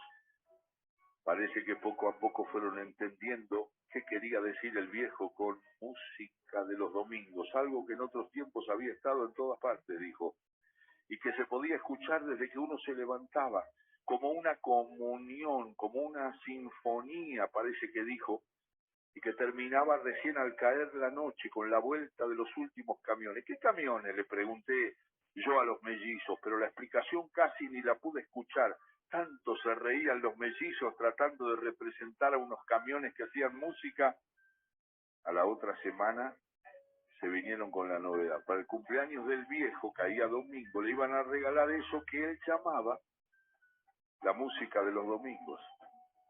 Ya tenían apalabrada la gente de la cuadra. Todo lo que debíamos hacer era convencerlo al viejo de que esta vez el festejo iba a ser en la casa de los mellizos. Viven en una especie de conventillo por paternal. Y traer la comida. Todo lo demás corría por cuenta de ellos. Protestamos, claro, pero con los mellizos no se puede. Así que el domingo, ahí estábamos con los fuentones, mamá, tía Lucrecia, tío Antonito y yo, esperando que llegara papá con el viejo. Los mellizos le habían encargado a papá que lo fuera a buscar lo más tarde posible y papá cumplió, pero no fue una buena idea. El viejo llegó con un humor de perros, no saludó a nadie y lo primero que dijo fue que ahora hasta los barrios eran una porquería. Ya no hay comunión, dijo, la gente no armoniza y que hoy en día cada uno se rascaba para adentro. No fue un comienzo alentador y lo que siguió fue peor. Yo durante todo el almuerzo me estuve preguntando qué hacía en este conventillo el domingo entero, todo para darle el gusto a un viejo fabulador y desagradecido. Cuando llegó el café, ya me había hecho la firme promesa de que este sería el último domingo que pasaba con el viejo, y en realidad lo fue. Tal vez todos estaban pensando lo mismo porque de pronto nos quedamos en silencio. Y fue en medio de ese silencio que desde la ventana llegó el sonido de la radio. Transmitía con un volumen más alto que el habitual algo que me pareció el clásico de Avellaneda. Salió como un relato de la radio. ¿Ves, abuelo? ¿Ves que teníamos razón? Dijo uno de los mellizos. ¿Ves que en los barrios todavía se puede escuchar la música? El simulacro había empezado. Nos miramos con resignación porque ya sabíamos por los mellizos lo que nos esperaba. Varias radios a buen volumen transmitiendo distintos partidos detrás de las ventanas. 2 o 3 muchachos en una puerta entonando el cantito que le gusta al viejo, unos chicos en algún lugar bien audible jugando un picado y nosotros como idiotas variándolo al viejo. Y el viejo dijo, ¿qué música ni música? ¿Vos acaso te creés que una golondrina hace verano? Y ahí tuve ganas de mandar todo al diablo e irme, pero los mellizos como si nada empezaron a porfiarle que no, que la música de los domingos no había desaparecido y que en los barrios aún podía escucharse con solo salir a la calle. Aquel relato lejano. Y la tierra, no, así pasa. Que en los barrios aún podía escucharse con solo salir a la calle. Y ahí nomás, como por casualidad, nos proponen que salgamos todos a dar una vuelta a ver si no era cierto. Empieza el show, me dijo mamá en el oído, y el tío Antonito resoplaba de rabia. Salimos todos como en procesión, abriendo la marcha, los mellizos. Detrás papá, tratando de tranquilizarlo al tío Antonito. Después venía tía Lucrecia con el viejo. A mí, en el momento de salir, mamá me había agarrado de un brazo y me había dicho, vení, nosotras dos separémonos un poco, que esto es lo más ridículo que vi en mi vida. Así que veníamos atrás de todo, caminábamos despacio, siguiendo a los mellizos. Las radios empezaron a oír enseguida, 1 o 2 desde enfrente, otra todo lo que daba atrás de nosotros, algunas todavía débiles adelante. Del otro lado de un paredón se escucharon voces de chicos, decían, pasámela a mí, decían, dale, morfón. 3 muchachos sentados en el umbral de un portón justo cuando pasábamos empezaron a cantar, tenemos un arquero que es una maravilla, ataja los penales sentado en una silla, si la silla se rompe, le damos chocolate, arriba Boca Juniors, abajo River Plate. Le miré el perfil al viejo, por primera vez en esa tarde me pareció que sonreía escuchando todas las radios. De alguna casa llegó una ovación. El eco en la calle parecía extenderse. El griterío de los chicos del otro lado de la tapia se hizo más intenso, más pasional, como si ahora ya no se tratara de una representación, sino de algo en lo que tal vez fue el destino. La tarde se aquietó. Los colectivos y los autos dejaron de escucharse. Las voces de las radios se hicieron más altas, más numerosas. Decían, se anticipa el negro Palma, decían, avanza Francescoli, decían, cabezazo de Gorosito, la espera Márcico. Escuché, me pareció escuchar el nombre de Ratín, pero no puede ser, no podía ser. ¿No era él que el viejo contaba que allá por los 60 le hizo el corte de manga a la reina en el Mundial de Inglaterra? Escuché, recibe Moreno con el pecho, la duerme con la zurda, gira y ¡gol! Gritaron los muchachos del portón, gol. Llegó desde las ventanas de la cuadra o desde la otra manzana o desde más lejos aún. Y algo del grito perduró, quedó como suspendido en el aire. Lo vi en la cara de papá y en la de tía Lucrecia. Hasta el tío Antonito parecía percibirlo. Una cosa que iba tramando una red que daba la impresión de unirnos en la amigable tarde del domingo. Mamá me apretó el brazo, los mellizos se miraron con ojos alucinados, el viejo movía la cabeza como quien dice, era cierto entonces, la música estaba todavía. Los del paredón aullaron, los de las casas se pusieron a discutir de balcón a balcón, mamita, mamita, se acercó un chico gritando, una madre asustada dejó el piletón. Gambetas como filigrana fueron festejadas en baldíos y campitos. Olé, olé, olá, coreaban las tribunas. Y ya lo ve, gritaron en las calles, que esa barra quilombera no te deja de alentar. Se cantó en los zaguanes, en las azoteas, en los patios de las casas, y un ruido bamboleante vino creciendo desde lejos. Un murmullo cada vez más poderoso que llegaba desde el confín de la tarde. Desde la hora en que se escuchaban los bailables, que empezaban a amasarse alegre o amargamente los episodios del domingo que acababa. Los vimos acercarse cada vez más nítidos en esa luz confusa del atardecer, haciendo sonar rítmicamente sus bocinas, desbordantes de gente que agitaba banderas blanquicelestes, azul rojas, rojiblancas, auriazules. Toda la ciudad se puso de fiesta para recibirlos. Era un diapasono, era un unánime corazón celebrante. Después llegaría la melancolía de los lunes. Después vendrían historias de miedo y de muerte. Después cerraríamos para siempre los ojos del viejo. Pero nosotros ya sabemos que bajo un cielo remoto de domingo hubo una vez una música por la que fuimos fugazmente apacibles y felices.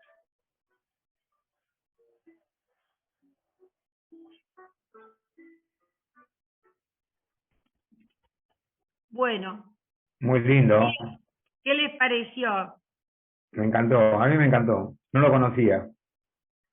Es hermoso, yo lo leí varias veces y cada vez que lo leo la verdad que me emociona porque, bueno, Liliana Hecker tiene esa capacidad, una sensibilidad increíble, ¿no? Y cómo da a entender qué es lo que extrañaba el viejo, ¿no?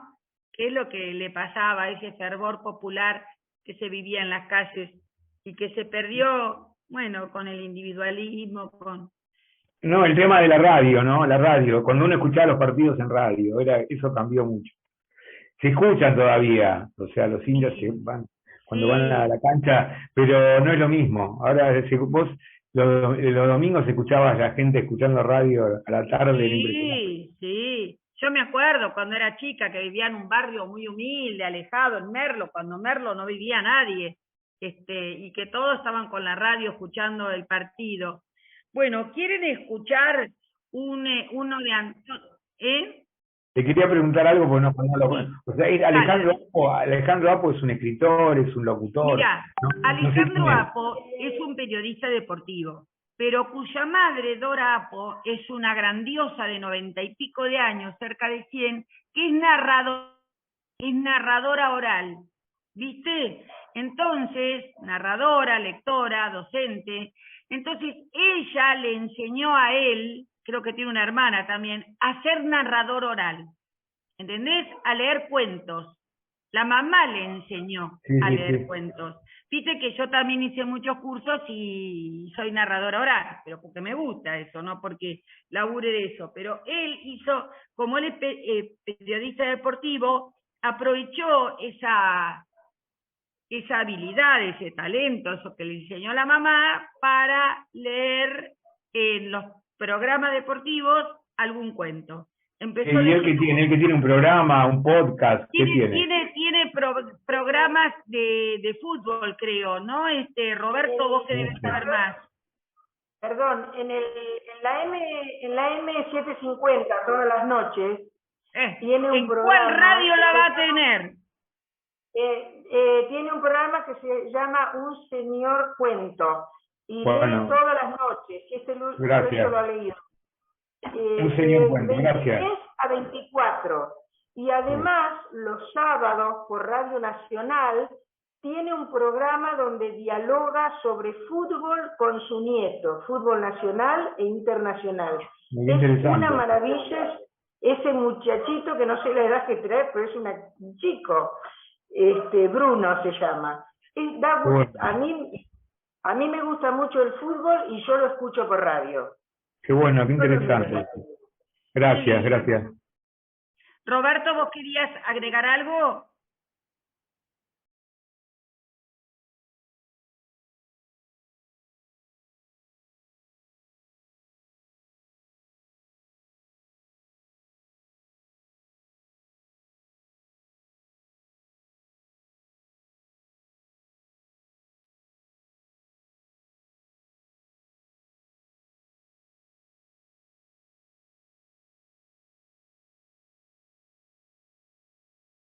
Qué lindo. Vos sabés que buscando esto, que me llevó horas a elegir, ¿no? Hay una cantidad en YouTube de cuentos leídos, porque lo que hace es leerlo, pero con la habilidad, porque es una habilidad, se aprende a leer cuentos. No es que cualquiera, por ser maestra, agarra y lee. No, no cualquiera lee. Yo los leo mal a propósito acá porque me tengo que apurar porque ustedes si no se me duermen y se me va el tiempo, pero no se lee así, se lee como lo lee él, despacito, con la entonación, imitando las voces de los personajes. Lo que pasa es que yo no puedo leerlo así porque se me van las 2 horas de clase. Entonces, él empezó, si no, yo no me equivoco, como periodista deportivo, pero tiene la suerte de tener esa madre.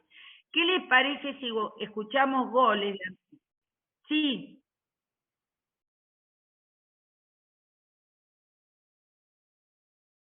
Claro.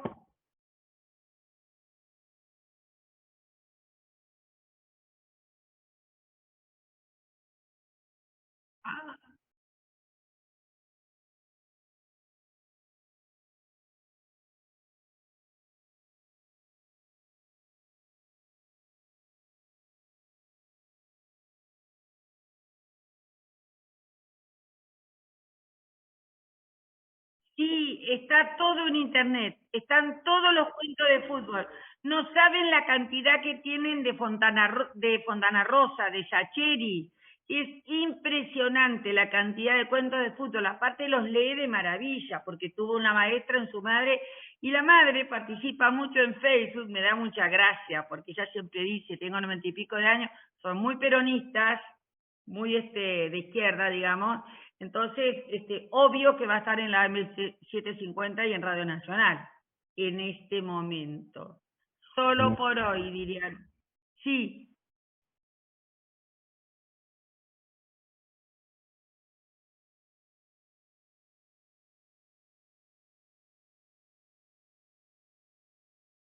Ese lo conozco. A San Justo. Sí, sí, sí.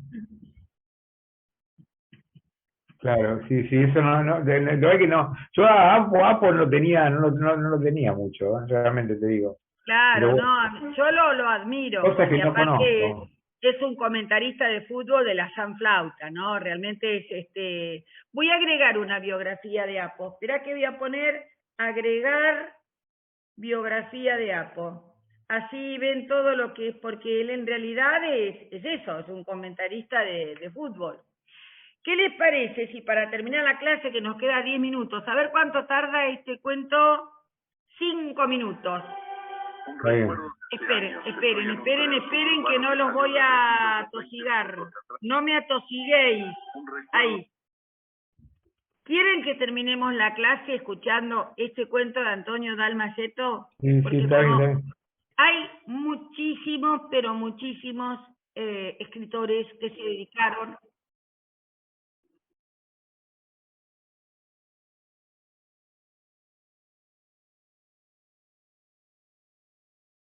Porque él cuenta, hay un cuento, El Padre, que es bastante autobiográfico, que cuenta cuando él vino de Italia y su padre trabaja, es un cuento tan bello, y cuenta que se fueron a Entre Ríos. Bueno, Salto está cerca de Entre Ríos, ¿verdad?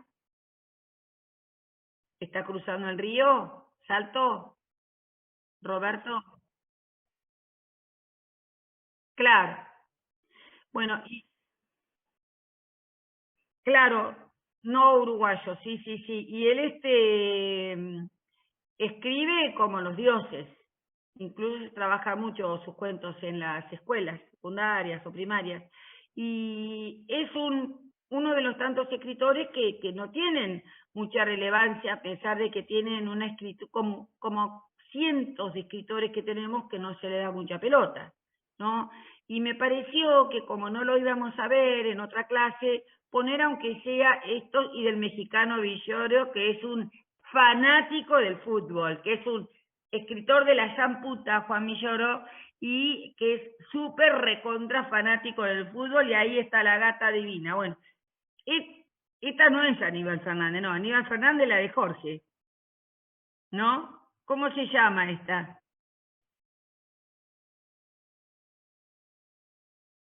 ¿Por qué Pejer? Vos me lo dijiste, ¿por qué Pejer? Perdóname la interrupción.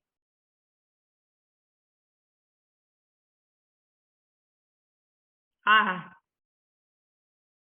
lo cortaste para que no... Bueno, arranco, dijo. Arranco. Ahí va. Un recuerdo de hace años. Estoy en un tren suburbano que salió de Retiro con 20 minutos de atraso y en la primera estación vuelve a detenerse unos 15 más. Los pasajeros comentan en voz alta, protestan. El único que parece no darse cuenta de nada es el flaco de piernas largas que está sentado frente a mí, mantiene la radio portátil pegada a la oreja, escucha un partido de fútbol, mira a través de la ventana y llora. Llora en silencio, sin gestos, inexpresivo. Las lágrimas ruedan por las mejillas y van a mojar la remera color crema. Termina el primer tiempo y apoya la radio sobre el asiento. Advierte que lo estoy observando y dice, ¡qué grande! ¿Qué cosa? Le pregunto. El Bocha, grande, Bochini es lo máximo. Saca un pañuelo y se seca los ojos. Siempre me hace llorar. Suspira, se sopla la nariz, guarda el pañuelo en el bolsillo de la campera. La primera vez que lloré fue en 1973. Esa tarde me escapé de la escuela y fui a ver por televisión el partido de Independiente con la Juve. Jugaban en Roma. Los rojos iban en busca del título mundial. 28 de noviembre de 1973. Faltaban unos 15 minutos para que terminara el partido, menos de 15, y de pronto apareció el Bocha. Agarró la pelota y no lo paró nadie. Se fue solito hasta el fondo del arco de los Thanos. Se cierra la campera, se frota los brazos con fuerza. Cada vez que empiezo a hablar del Bocha y de Independiente me dan escalofríos. Se para, golpea los tacos de los zapatos contra el piso, se despereza y vuelve a sentarse.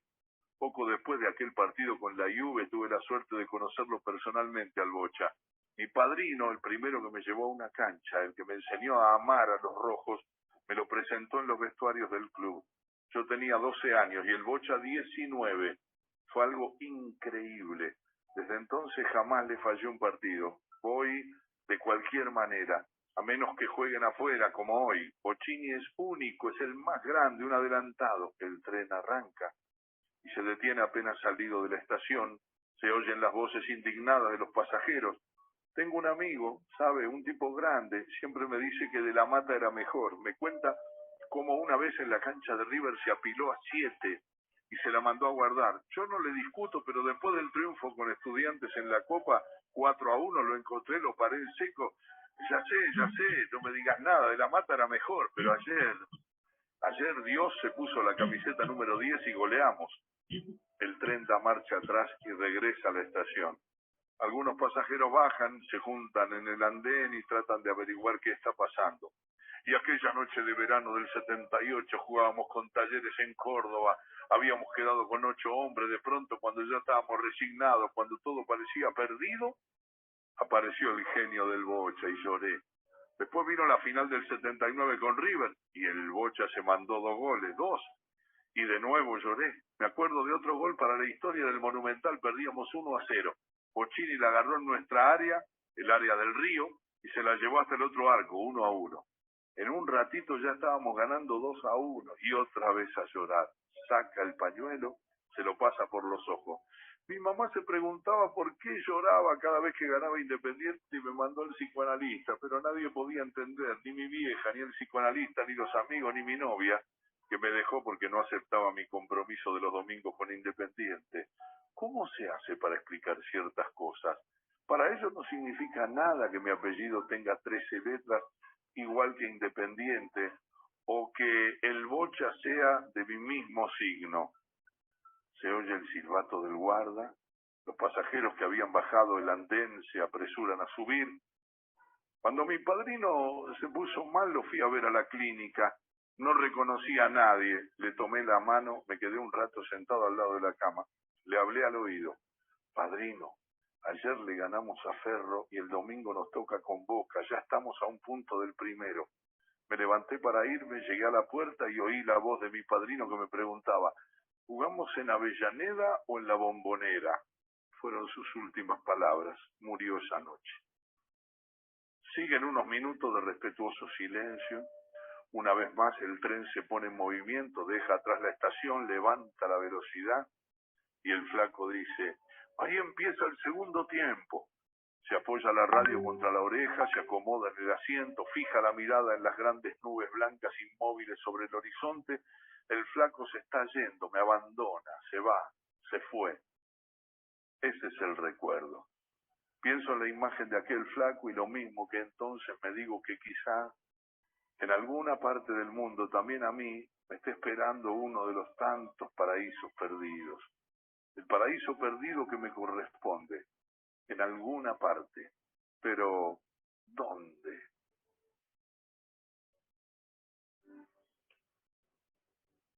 Bueno. Buenísimo. Escucha. Muy bueno, bello, bello. Bellísimo, ¿no es cierto? Bello, sí.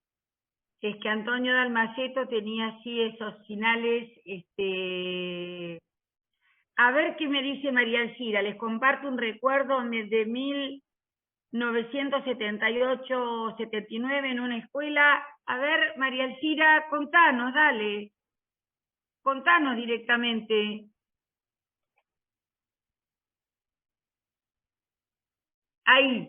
No, yo estaba trabajando en Argerich, en el partido de Villarino, pues yo soy maestra rural, y había estado trabajando con Álvaro Yunque, con los barcos de papel, con mis alumnos ahí de todos los grados, y resulta que nos llega una resolución de la dirección de escuelas que nos prohibían a Álvaro Yunque. Pero bueno, en el campo porque era comunista, claro, porque era comunista.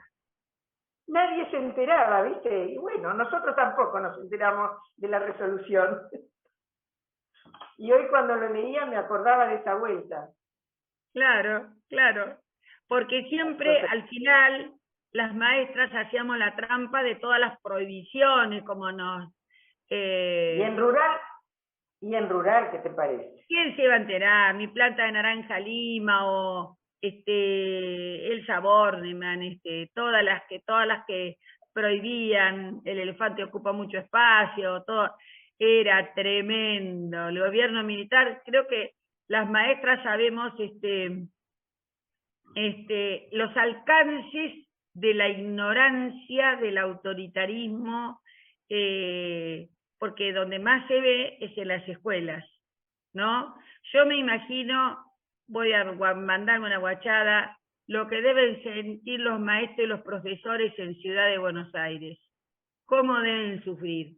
Lágrimas No, y de acá mismo, sangre todos los días. acá mismo en Bahía Blanca, en Bahía Blanca, ¿qué te parece? Lo que pasa es que una cosa es estar en la Bueno, yo no ciudad. coincido con ustedes, o sea, la deben estar pasando mal, pero creo que la educación, por ser un espacio que uno comparte con un grupo de alumnos, todavía hay fisuras en el sistema y creo que es la educación en la Argentina, la educación pública, va a ser, el día que caiga la educación pública en la Argentina, yo creo que ahí se acabó todo, porque es el reducto tanto a todos los niveles, hasta la universidad, la universidad pública, ¿no? Hablo. Es el único reducto donde se está ejerciendo cierta libertad, o sea, pese a todo. Yo no sé, con Roberto y contigo compartimos el curso de Capital, que es virtual, y eso seguro que está testeado a ver qué se habla. Me juego la cabeza. ¡Seguro! Seguro, Seguro, a ver qué dice, sí, es cierto muchacho, eso. A ver qué dice. Yo me es imagino, un hueso duro, es un hueso duro de roer. La educación es un hueso, no van a poder, yo creo que no van a poder. Y con la que tienen ahí de ministra, de secretaria de Educación, deplorable, ominoso, aberrante, sí. Acá en Bahía Blanca, los legisladores locales, los del PRO, la municipalidad, los del PRO, que son mayoría, entonces sacan cualquier cosa y aprueban, porque los otros son minoría, y ahora sacaron una donde los padres pueden denunciar a los docentes que hagan política en el aula, a ver, que no quieran dirigir a sus alumnos. Eso lo hicieron ahí en una ordenanza municipal. Sí, tremendo. Yo igual creo que la gente, yo creo en los caminos, en otros caminos, o sea, yo creo que siempre mientras haya alguien que esté pensando, va a ser revolucionario. Eso es lo que creo. Cualquier aula. Las cosas que te enseñan los pibes chicos de la primaria, son unos genios. Sí, gracias a Dios y a San Peperino, porque no sé si creo en Dios, me escucho porque hay reverberancia, es horrible. Todavía la escuela pública es la única que sigue en pie y que sigue, esta palabra no me gusta, pero sigue conteniendo, sigue abrazando, sigue encargándose, sigue ocupándose de la salud, de la estabilidad, de la psicología, de si les falta de morfar a los pibes, si se les quemó la casa, si todo pasa por la escuela. Y jóvenes muy comprometidos. Muy comprometidos, porque no toda la juventud, ¿viste? Uno ve gente de pelota, pero también hay gente joven que es muy trabaja mucho por los demás. Sí. Bueno, gente, los voy a dejar. Nos vamos a ver la próxima clase. El cuento de Filiol lo tienen ahí ustedes en Word, si lo quieren leer, el crack ese de las 3 hojitas, lo pueden leer ahí. Yo les pongo las cosas para que las lean, que las vean como quieran ustedes. Me parece que va a ser muy lindo leer ese cuento en sus casas. Y nos vemos en la próxima, ¿no? Les mando un beso a todos y hasta el próximo martes. Gracias. Chao, Martes. Gracias. Un placer. Saludos, Un placer. Igualmente, gracias. Hasta luego. Cada vez quedamos menos.